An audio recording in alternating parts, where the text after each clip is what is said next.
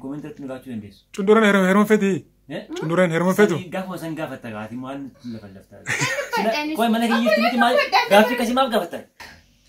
Ashama akkam jirtu waan chaanalii keessatti nu affeertaniif galatooma gaaffii nu gaafachuu barbaaddu masaa nu gaafachuu dandeessu. Aniif cundureen kunoo karaa miidiyaa guddicha kana karaa yaasuu gaaffii nu gaafachuudhaaf waan nu affeertaniif galatoomaa siin jecha Mendra kana waan gaafatan waan jettu yoo qabaate. Maal jettus maal chaanaalee? Kaameraa bi moobaayilii baatee taa'ee maal taatanitti sun maal taphattee oduu fayyumabbataa? Namni si argaa jira nama waa'ee si Godii isaa akkasii maaf sobbu nama guddaa miti? nama guddaa ta'uu kiyya qabu waan jedhani. Maatu sin sobsiisaree kan nama amma kan duratti? Waa'ee sobdu. Cunnure.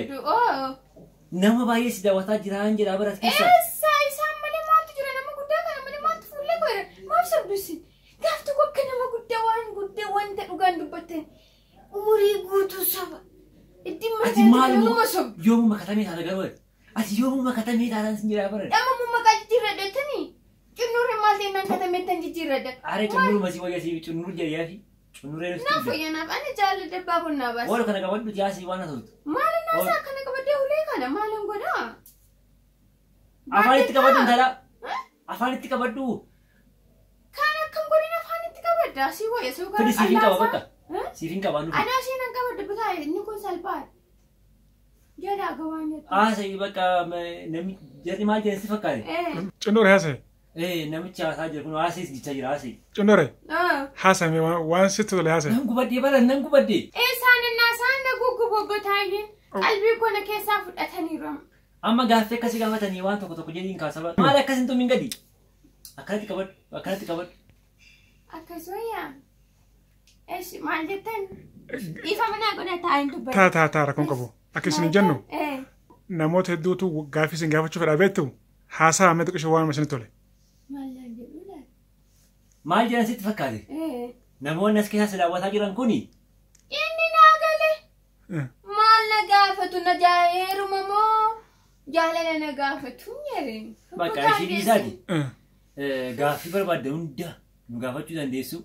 Gubadhe waa'ee ishee waan gaaffii qabda hunda nu gaafachuu dandeessu na gaafadha waa'ee ishee siittan hima waa'ee taayee waa'ee koollee siittan hima dubbiin kan ishee manifestii hin qabu manifestii yoo hin qabaanne tashaggaruu hin danda'amu amma isin jedhee dubbiin manifestii yoo manifestii hin qabaanne tashaggaruu hin danda'amu harka wal qabanne ati kan ce'uu dandeenyu jechuudha kanaaf akkas na filattee sabbiin qaba gaafa Ceena jenne? Eessa ceena bishaan maalii deemaa jirtan ati siyaasa dubbiin isin galatti bara ati koo galatooma gaaffii barbaadanii komentarri nagaachuu dandeessu. Cunduran heeruman fedhi.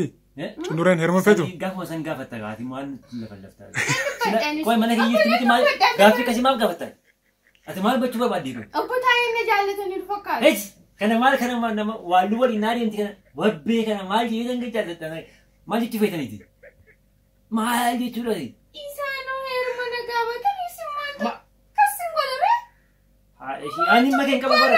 Raasee deebisa. Ani goone heeruma mirga kooti miti. Karaa hin cufamiti? Gadi godha. Fidi na cufa. Gadi. Akkanatti moo? Itti naqi wati wati wati. Naqi itti wati amma sana. Qabayyuuti. Qabayyuu. Fayyaa taasisanii. Wati sochoosittiin. Fidas. Wabbee deema achirra.